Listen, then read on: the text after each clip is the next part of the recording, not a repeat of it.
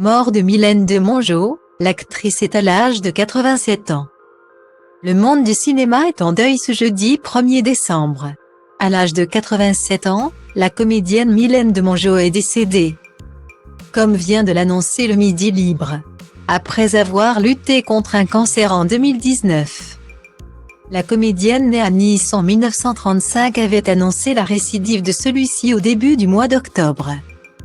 Mylène de Mongeau pensait en avoir fini avec la maladie. Malheureusement, la célèbre actrice avait annoncé cette très mauvaise nouvelle dans les colonnes de France dimanche, son cancer du péritoine avait récidivé. Un choc pour l'ancienne épouse du réalisateur Marc Simenon qui avait rechuté en mars dernier alors qu'elle se pensait tirée d'affaire. J'expérimente surtout un nouveau protocole pour soigner ce foutu cancer qui a récidivé. Avait-elle confié. Après avoir une fois de plus subi de nombreuses séances de chimiothérapie tout l'été. J'étais tellement épuisée que j'ai imploré mes médecins de tout stopper. Certes vous essayez de me soigner. L'heure est jeudi, mais en même temps vous me tuez. Je n'en pouvais plus. Mylène de Mongeau, née Marie-Hélène de Mongeau, a passé son enfance à Nice, avant de déménager à Paris avec sa famille à l'âge de 13 ans. Adepte du piano, elle finit par se tourner vers le cinéma en 1953. Également mannequin. Elle a posé pour le photographe Henri Coste dont elle est tombée amoureuse. À l'âge de 21 ans. Elle est repérée par le réalisateur Raymond Rouleau pour le rôle d'Abigail dans le film Les sorcières de Salem. Elle épouse Henri Coste en 1958, avant de divorcer en 1968. Comparée à Brigitte Bardot à cause de leur blondeur. Mylène de Mongeau décide de se tourner vers le cinéma étranger. Elle deviendra particulièrement célèbre en Italie dès 1959 avec la bataille de Marathon. Ainsi que dans Les garçons de Bolognini. Au cours de sa carrière, Mylène de Mongeau aura donné la réplique à de grands noms du cinéma.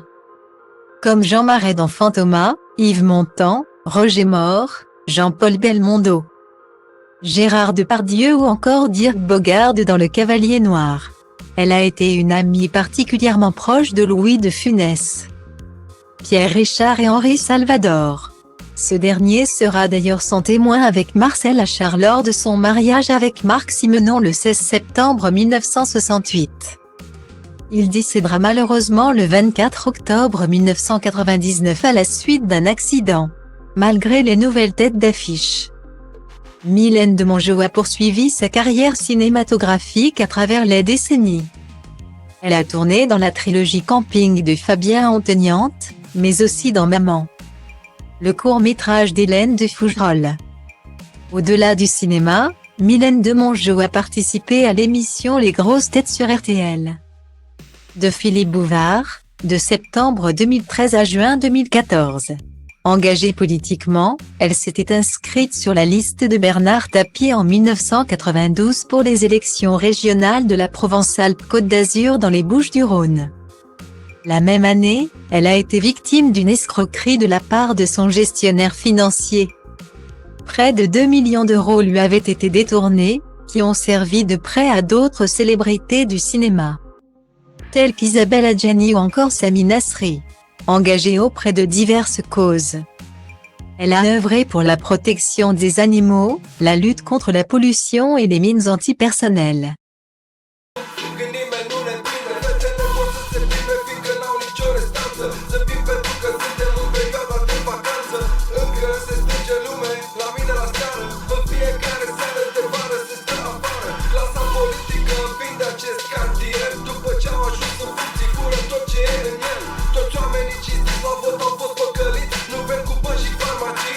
Să ne otrăviți, să te